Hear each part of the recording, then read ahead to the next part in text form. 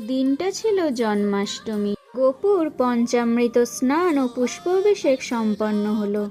এরপর আস্তে আস্তে পূজা, আরতি ও অন্যান্য নিয়ম পালন করা হলো। এটা গোপুর জন্মাষ্টমীর প্রথম বছর। আয়োজনে ছিল আমার মা। গোপুকে আজ বড্ড মিষ্টি লাগছিল। জন্মাষ্টমী উপলক্ষে আমাদের বারান্দাটা সুন্দর করে সাজিয়েছিলাম। মা গোপুর জন্য যৎসামান্য ভোগের আয়োজন করেছিল। গোপুকে ভোগ নিবেদন করা হলো। ভোগের বেশিরভাগ খাবারই ছিল গোপুর পছন্দের। গোপুর খাওয়া দাওয়া শেষ হবার পর কিছু ফটো তুললাম। এই ছিল গোপুর আর আমার আজকের সাজসজ্জা। এরপর গোপুর ভোগ খেলাম।